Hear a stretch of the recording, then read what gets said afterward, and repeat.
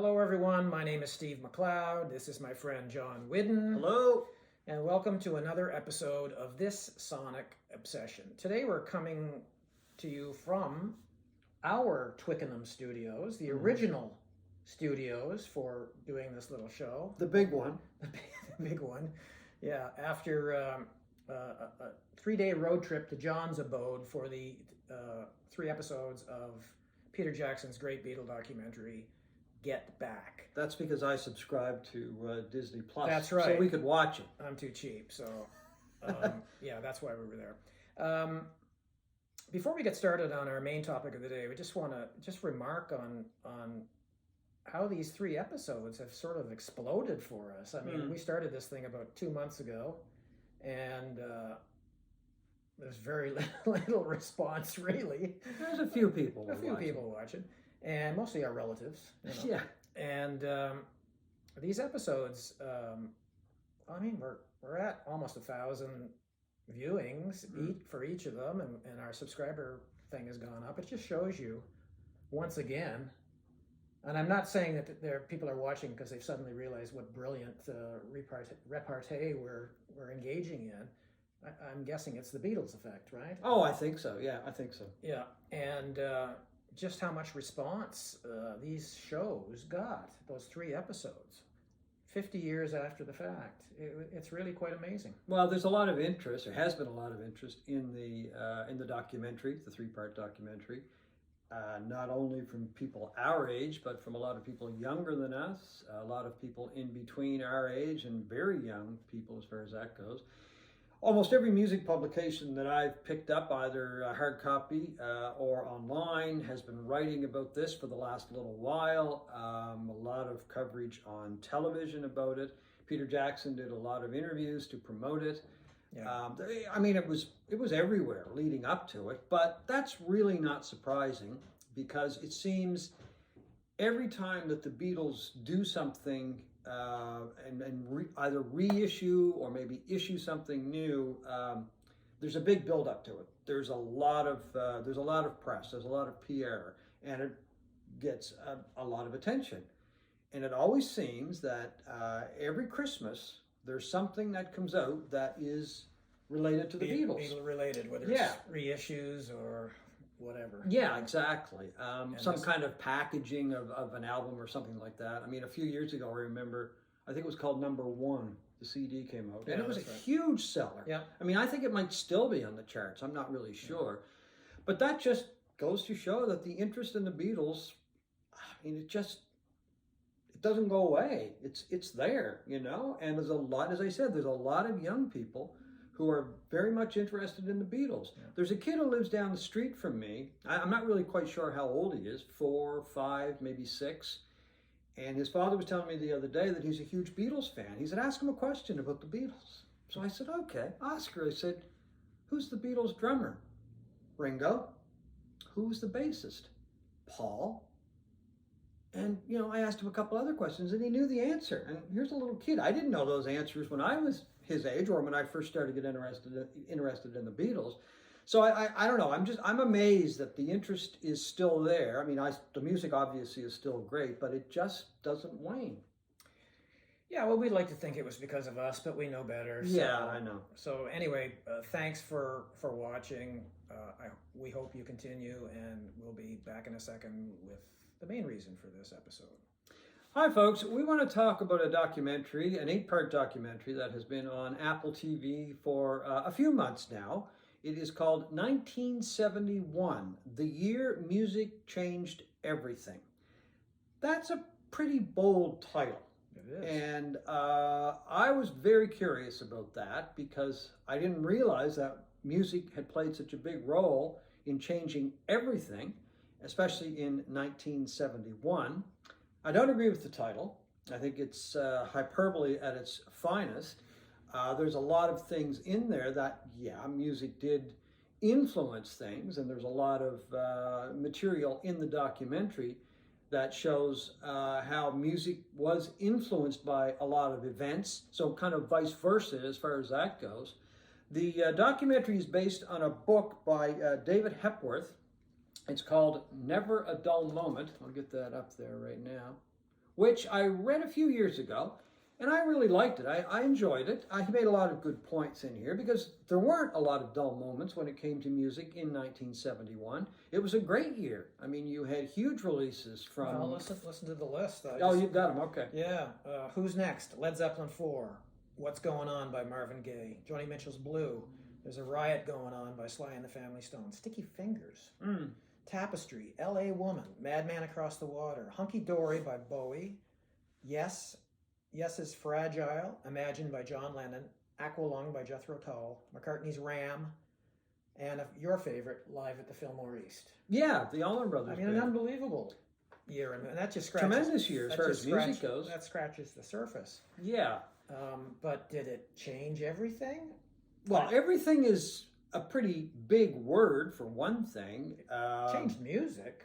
It changed music, or I think it... There were a lot of events I think it going contributed on. to the changes in music, but if you look back, I mean, I went back and I just kind of put together a few titles from the years before 1971, and there's all kinds of in and around that era, right? Yeah, like in 1967, Magical Mystery Tour, Absolutely Free by the Mothers of Invention, Disraeli Gears, The Doors' first album, Between the Buttons, Buffalo Springfield Again, Are You Experienced? And then, you move into other years. And 67, you forgot about the biggie, Sgt. Pepper. Sgt. Pepper, well, I was coming to that. Yes, Oh, Sgt. Pepper's Lonely Hearts Club Band. 68, you've got the Beatles' White Album, Astral Weeks by Van Morrison, Electric Ladyland by Jimi Hendrix, Beggar's Banquet by the Rolling Stones, Music from Big Pink by the band. It goes on and on and on. I mean, I don't think you can say one year changed... No, and the whole the documentary starts with the shootings of the students at Kent State in 1971, and the protests in Vietnam that were, hitting their peak in 1971, and it talks to Chrissy Hynde, who was there, I guess, at Kent State when all of this was going on, and she was talking about Neil Young writing Ohio after that shootings and how that fired them up and everything. I don't know. I mean, they were protesting long before 1971 for all kinds of things. There were protests all through Europe, from 1968 and beyond. And This stuff just didn't spring up in 1971. Yeah, and they focus on who did they focus on? They focused on, in this series, David Bowie, even though in 1971 he was barely known. Yeah, it's some things about there are some shots with his visit to New York and meeting Andy Warhol. Yeah, I mean, and hanging out in New York. Hunky Dory came out in 1971, but it was hardly a big album, a major event in North America. I'm not sure what it was like in England, but we didn't really hear about him until the following year when Ziggy came out. And they focused on Marvin Gaye, rightly so, with his seminal album, What's Going On.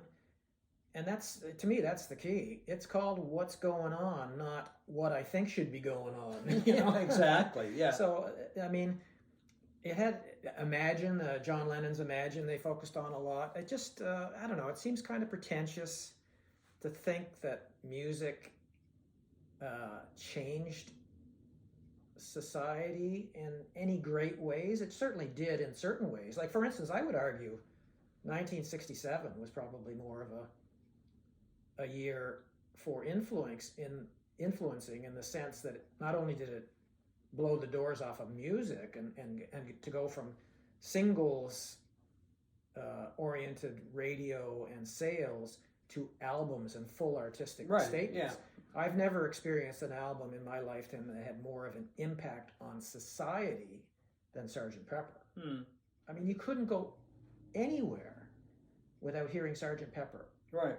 In 1967. And you're still hearing Sgt. Pepper. And it launched all of the full album artistic statements that came after that, for the good and for the bad. Well, I go back to Marvin Gaye, What's Going On. I mean, that is a tremendous album. Yeah. I mean, but Marvin Gaye he asked the question, what's going on, as you just pointed out. And it was a reflection of what was happening at the time. And let's deal with these issues.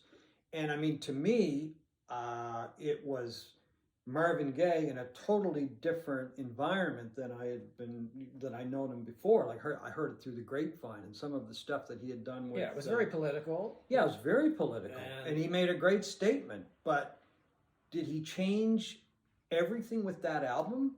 Well, his political statements and his statements in that album about the environment and all of that were a result of what was going on. Right, exactly. And people still listen to that album, and we've learned from that album over the years.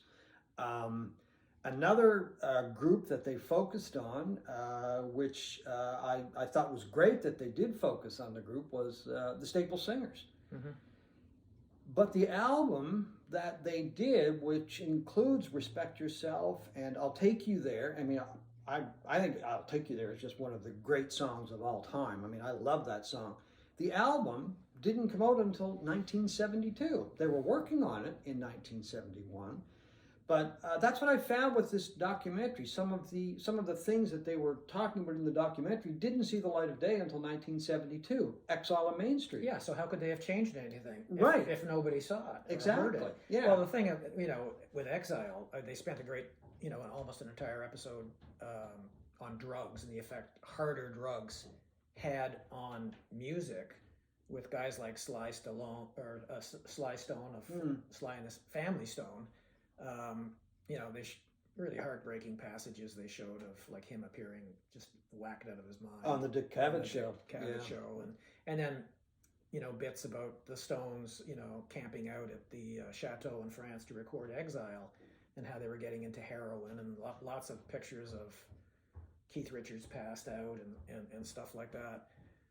But, that was hardly the first time musicians started doing hard drugs. Yeah, exactly. I mean, the jazz cats from the 40s, 50s, and 60s were well into that game much before this. I don't know. I just don't, and I don't think it encouraged anybody to start doing heroin. I'm not sure. I don't think so. I do have a quote from one of the producers that was in the New York Times about the documentary, because the New York Times had some issues with the documentary as well, and the title of it. This is one of the producers. We had a very basic rule that it had to have a very heavy footprint in 1971.